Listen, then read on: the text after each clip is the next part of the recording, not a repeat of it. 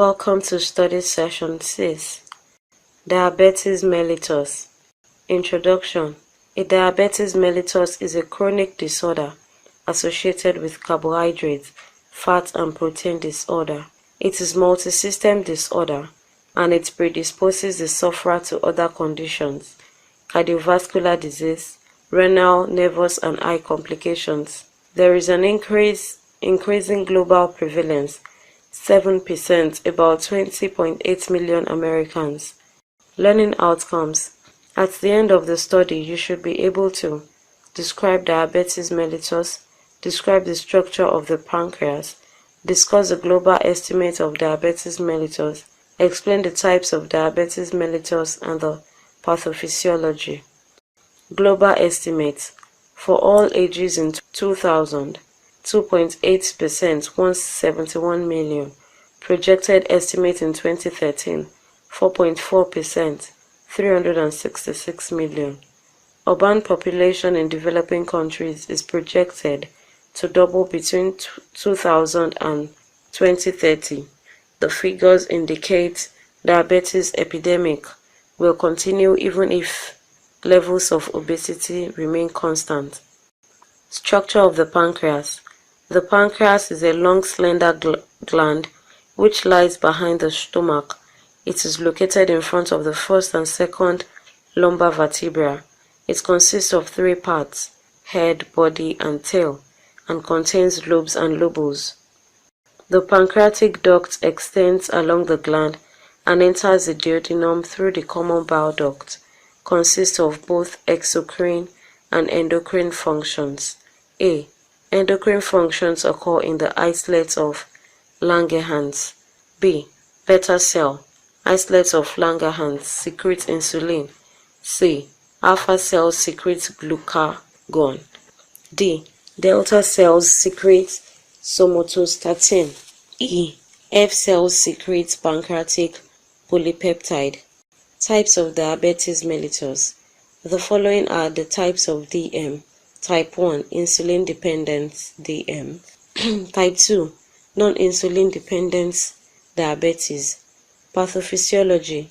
Type 1, insulin dependent diabetes. Autoimmune response.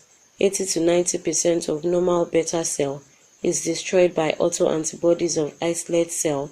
The body's own T cells attack and destroy pancreatic beta cells. Non-insulin production leads to hyperglycemia. Blood glucose concentration exceeds renal threshold. Excess glucose in the urine results in osmotic diuresis and excessive fluid loss. Breakdown of body fat and proteins resulting in ketone bodies. Three classical signs: polydipsia, polyuria, and polyphagia.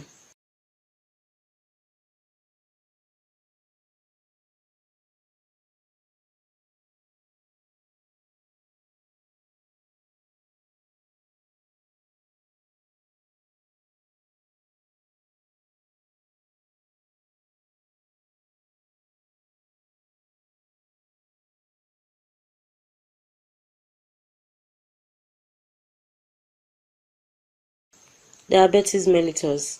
Risk factors: obesity, heredity, metabolic syndrome, cluster of abnormalities that act synergistically to increase the risk of CVD. Diagnostic tests: plasma glucose level, fasting blood glucose, glycosylated hemoglobin.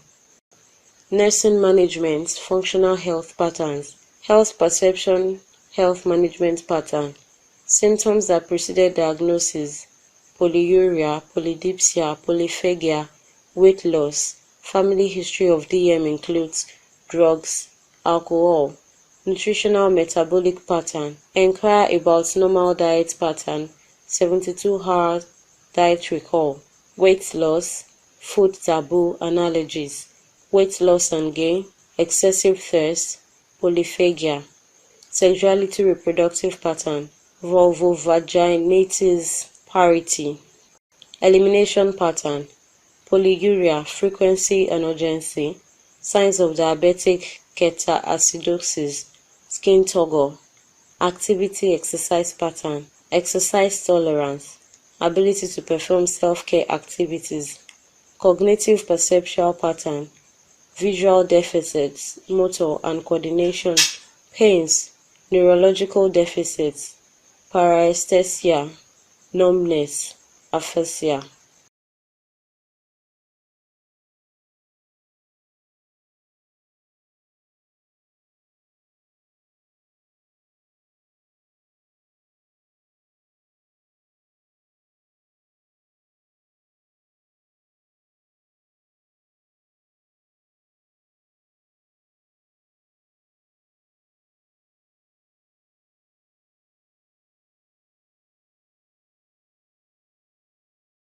Nursing diagnosis: risk for fluid volume deficit related to polyuria and dehydration, altered nutrition less than body requirement related to imbalance of insulin, food and physical activity, knowledge deficit related to diabetic information, NOC, maintaining fluid and electrolytes, improving nutritional intake, reducing anxiety, improving self-care, monitoring and managing potential complications, promoting home and continuing care, compliance to drug regimen.